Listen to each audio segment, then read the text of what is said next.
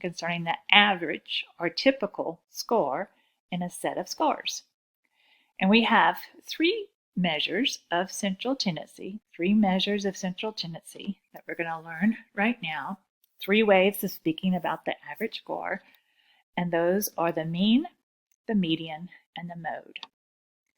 So for the mean, what you need to know is that it is symbolized by capital M. For a sample, it's symbolized by capital M. It is the most widely used. Know the definition for the mean. The mean is the arithmetic average of all the scores. It is the arithmetic average of all the scores. What does arithmetic average mean? It means this. It means adding all the scores together and dividing by the total number of scores. Here is our formula for the mean. The mean is capital M. That's our symbol for the mean. And then look here. Something that I told you you'd see again is our capital sigma, capital Greek letter sigma. That means the summation of x, the summation of our scores, divided by n, and n here represents our number of scores. So I tell you right here, what are these symbols right here? X stands for the raw scores, capital N stands for the number of scores, and of course capital M stands for mean. So here is what this says right here. So this right here is symbolic for these words right here. Thus, the mean is capital M.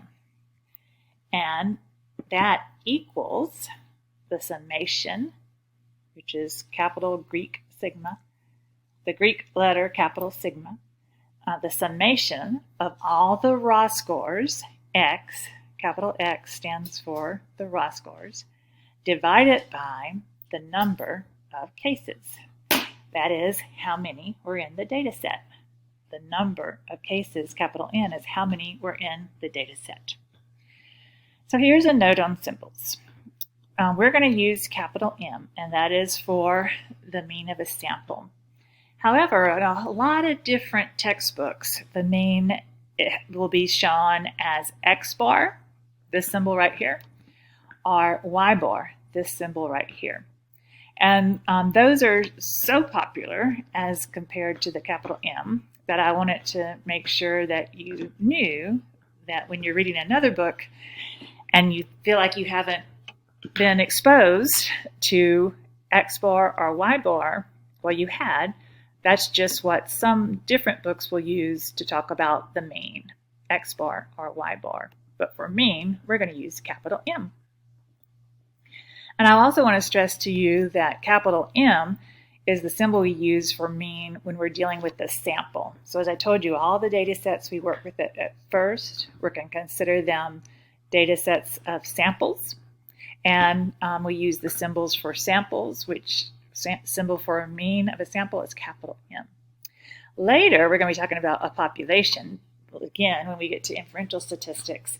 And when we talk about the mean of a population, it'll have a different symbol. It will not be capital M. So let's do a mean. Let's calculate the mean. A statistic professor gives an exam and collects the sample of scores. And here they are, 68, 70, 68, 72, 69, and 70. State how the student scored on average by calculating the mean for this sample of scores. So we're asked for the mean, so the first thing I do is I write the formula. And I know that this is an easy formula, and it's easy to calculate the mean, but it's a good habit to get into is that when you're asked for something such as the mean, go ahead and write down its formula. And then the formula will drive how you answer this question.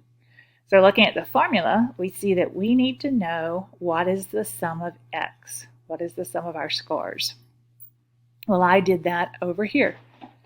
Sum of x. What is the sum of x? Well, I took my scores, I added them all together, I used my calculator, and I found out that the sum of x was 417. So in place of the sum of x, I put 417. What is n? How many scores do we have? Well, I have 1, 2, 3, 4, 5, 6. I have 6 scores. So I divide by 6. I look at whatever my calculator gives me and I round to the second place. And thus my answer for the mean is 69.50. You could have said 69.5. That would have also been correct. Now, as I said, we have 3 measures of central tendency, 3 ways of talking about the average score. Another way of talking about the average score is the median. And the median is the exact midpoint of any distribution. It's the point that separates the upper half from the lower half. And it is symbolized by capital M, lowercase d n, the median. Think about a median this way. Think about a street that has 2 lanes going in one direction, and then it has 2 lanes going in the opposite direction.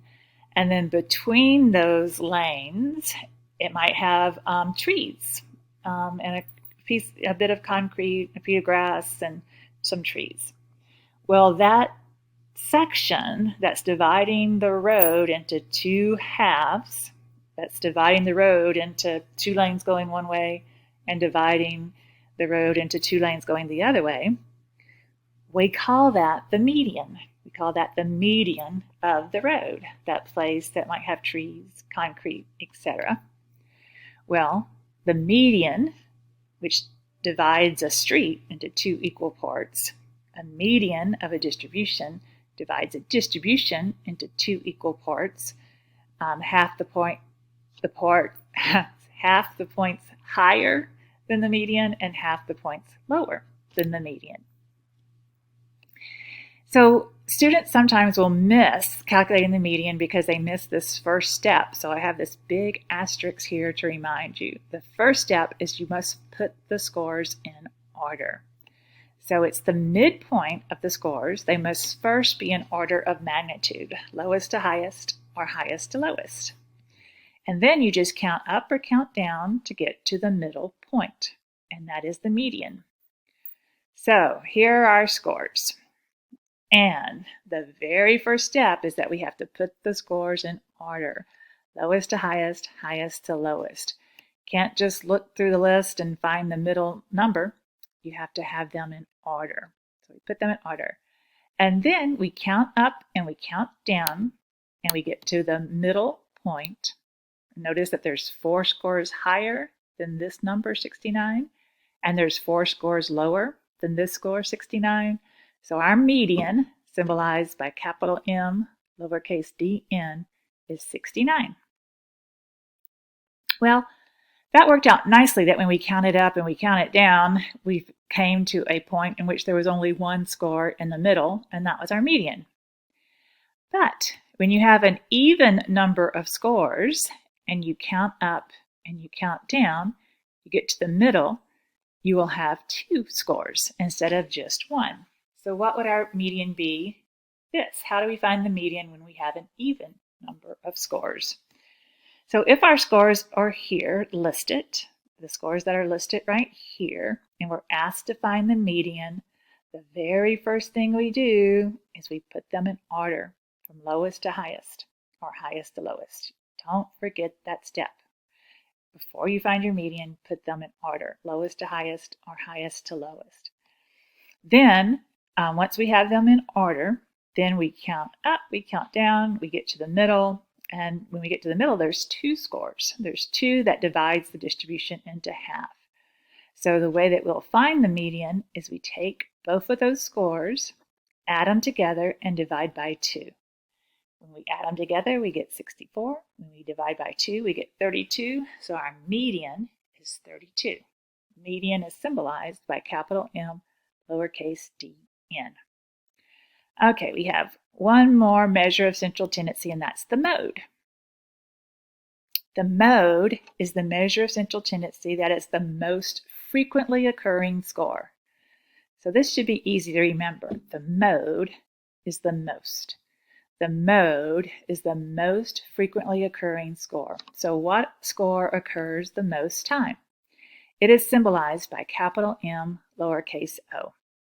To determine the mode, all you do is you look at your set of scores, you look at how many times a score appears, and the score that appears the most times, most, is the mode. And here we have 68 occurred 3 times, 69 occurred twice, but the score that occurs the most is 68. It occurred 3 times. So our mode, capital M, lowercase o, is 68. And here's some terminology for you. A single mode is a unimodal distribution. And you can remember that by, think about a bicycle that has one single wheel would be a unicycle.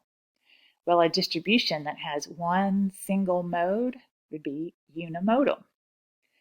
Not surprisingly, if you have 2 modes, just like a bicycle has 2 wheels, so 2 modes would be bimodal. And then when a distribution has more than 2 modes, it's called multimodal. So those are 3 terms for you to know. Now,